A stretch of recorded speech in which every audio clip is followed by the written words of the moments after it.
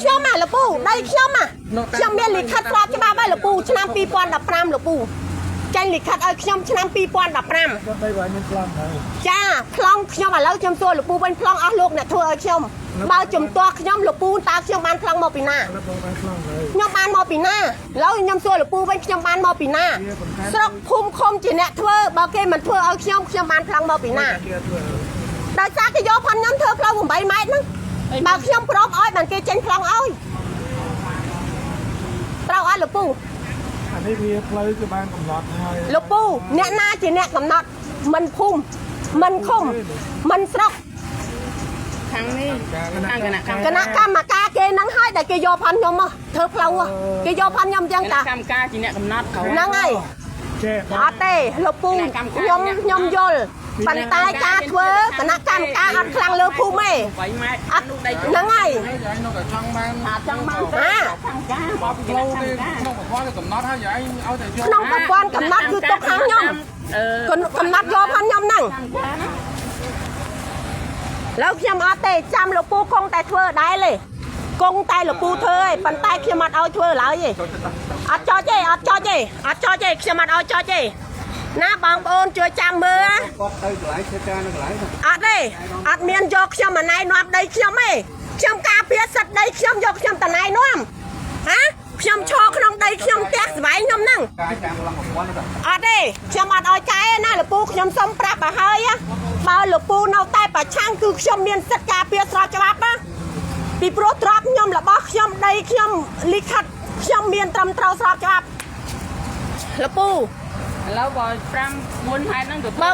បើលោកពូព្រមទទួល4ហ្នឹងយកចោះតែបើសិនជាលោកពូអត់ព្រមទទួលខ្ញុំអត់ឲ្យដាច់ខាតខ្ញុំអត់ឲ្យទេទៅយកនេះឲ្យខ្ញុំនេះលោកពូនេះខ្ញុំតវ៉ាតាំងពីសូយោដីចោះគឺអត់មានអស់លោកណាមកមើលមកដោះស្រាយឲ្យខ្ញុំទេចាដល់ពេលប្លង់ចេញនិយាយថាប្លង់ចេញហ្នឹងហើយអ្នកធ្វើការដោះស្រាយលើប្រជាជនណាជួយរកដំណោះស្រាយបងប្អូនហ្នឹងមែនហ្នឹងមែនណាអត់ទេលោកពូខ្ញុំប្រាប់ទៅហើយលោកពូខ្ញុំប្រាប់ហើយអីលោកពូបើលោកពូធ្វើលោកពូអត់ស្ដាប់ខ្ញុំជាម្ចាស់ដីលោកពូមានបញ្ហាជាមួយខ្ញុំពីព្រោះដីខ្ញុំមានលិខិតស្របច្បាប់ខ្ញុំមានលបងខ្ញុំមានផ្ទះខ្ញុំមានដំណាំបើសិនជាលោកពូដោះស្រាយឲ្យខ្ញុំរំលោភបំពានខ្ញុំអត់បានទេខ្ញុំសូមនិយាយឲ្យហើយបើលោកពូដោះស្រាយធ្វើអញ្ចឹងឲ្យខ្ញុំលោកពូចាប់ខ្ញុំពីបទអីគេហាខ្ញុំសួរចាប់ខ្ញុំពីបទអីគេដីខ្ញុំមានផ្ទះមានលបងតើសមត្ថកិច្ចមកចង់ចាប់ខ្ញុំពីបទអីគេពីបទខ្ញុំការពារដីខ្ញុំមែនហាច្បាយស្រុកជួយដោះស្រាយបងប្អូនខ្ញុំអត់ឲ្យវាស់ទេខ្ញុំអត់ឲ្យវាស់ទេខ្ញុំឲ្យមើលឯកសារខ្ញុំសិនឲ្យទៅយកលិខិតយើងខ្ញុំអត់ឲ្យវាស់ទេ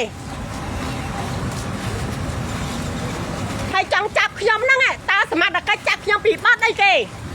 ដែលខ្ញុំការពារសិទ្ធិដីខ្ញុំទ្រព្យរបស់ខ្ញុំហ្នឹងមែនហ៎ហ្នឹងហើយច្បាយខេតច្បាយស្រុកព្រៃនប់ហ្នឹងហើយហ៎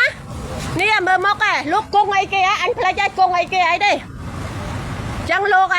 ឡើងមកឥឡូវលោកមកចង់ធ្វើផ្លូវបើកលើប្រជាជនអ្នកក្រីក្រមើលនោះអានោះដីគេអ្នកមានបើកអត់បានទេ